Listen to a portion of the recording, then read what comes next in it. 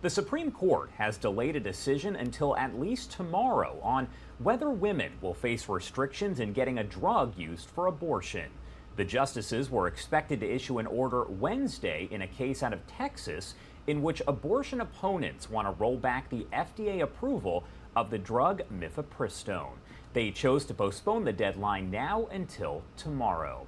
I do want to talk more about all of this. Andrew Lieb is a legal analyst, and he's with Lieb at Law. He joins us live to talk more about it. Thank you so much for taking the time to join us here. Thank you for having me. Such an important issue for all sides involved. For sure. So first off, kind of help us go back to basics here and explain what the situation overall really is here. Well, let's bring you back how we got here. We got here because mifepristone is one of two drugs that account for 60% of all abortions in the United States. Traditionally, people could use it for up to 10 weeks post-pregnancy. And what happened is this nonprofit, they sued in Texas in district court, and they said, hey, listen, this one of the two drugs, mifepristone, was not approved properly by the FDA. It's not safe. There's issues with this. And the district court judge, that's a federal court in Texas, issued what's called a preliminary injunction. Think about that as the beginning of the case, the starting gate. That's not a final decision. But he said, hey, you can't use this stuff. It's not available.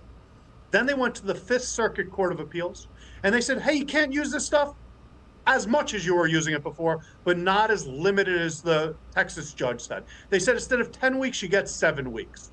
They said, hey, you can't get it in the mail. You got to get it with a doctor with revisit. Then they brought it to the SCOTUS, the Supreme Court, and Justice Alito originally said, hey, temporarily, you could use it all you want until we make a full hearing on briefs. Then on Wednesday, he said, we need more time. We need more time till Friday. And so the real answer is going to come to you on Friday. But again, that real answer is only going to be during the pendency of the case. Then we're going to have round two once this case is fully resolved. Is it possible that we could see yet another delay? I know, as you mentioned, we expected this to happen yesterday. They kind of pushed it until tomorrow. Is it possible there will be another delay, or can we expect an answer tomorrow? You hear in religious circles the statement, man plans and God laughs. You hear in religious circles, lawyers plan and judges laugh. The judges could do whatever they want. They could be going on a fishing trip tomorrow for all we know. They decide whatever they want. It's their court, and you can't nag them. If you nag them, you don't get the decision you want. They do it on their schedule. Do we know which way they're likely to go at this point? I know, of course, we do have more conservative justices there, but any idea which way this is going to go? Well, what I could tell you is, unlike when Roe v. Wade was overturned, they said, hey, we're talking about this liberty right. We're talking about, hey, does a woman have this right, this choice? That's not what this case is all about at all right now. This current case is about whether an agency of the executive branch approved a drug properly. And I would tell you that if it was a general agency, we're seeing this Supreme Court say, hey, listen, major questions need to be by Congress, not by an agency. But you got to take this as a special agency. This is the FDA. And if they were starting to question how drugs are approved, we could have chaos throughout the whole market. So I'm going to gander that they're going to give deference to the FDA, say the FDA did it right, and at least during the course of the case, I don't believe this preliminary injunction is going to be upheld. Now, at the end of the case, they could very well say no more mifepristone for everyone. But during the case, I think the Supreme Court's going to overturn the Fifth, overturn the district court judge in Texas, and allow everyone to keep using this during the pendency of the case. When do we expect that they're going to hear the actual case itself? Later on, I'm sure, but do we have any idea how long this is going to take as this entire situation does play out? I would guess years. And the reason why I'd guess years is we're talking about a major pharmaceutical companies. We're talking about a major issue that's funded on the other side by the pro-life movement. I'm thinking that we're going to have tons of discovery. Discovery meaning exchange of documents, deposition, motion. This is going to be a real Supreme Court case. They say the wheels of justice move exceedingly slow, but exceedingly fine. And you kind of touched on this here, but is it possible that this leads to some other kind of lawsuits and things of that nature with other medications, whether it is one for abortion or some other medical situation? Does this kind of set a precedent in some way?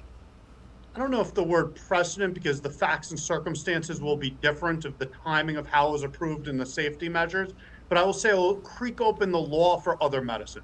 The difference between other medicines and this one, though, is this one has funding from the plaintiff's side, meaning there's a tremendous amount of money in the pro-life movement to fight these types of things. I don't know that so many people are out there fighting, and I'm just using this as an illustration, whether Tylenol was approved the right way.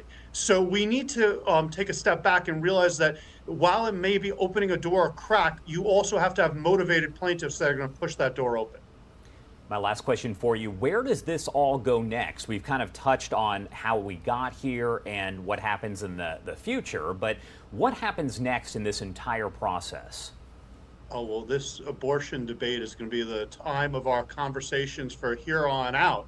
And you're going to meet some people that think you're killing babies and some people thinking that you're taking away a woman's right for her life. You know, this is a philosophical debate that is never going to be decided because there is no right answer and everyone thinks that they're right. But how do you know you're right? There's no way to know you're right. It's like the question, do you know if God exists? Do you know these answers? We don't know these answers.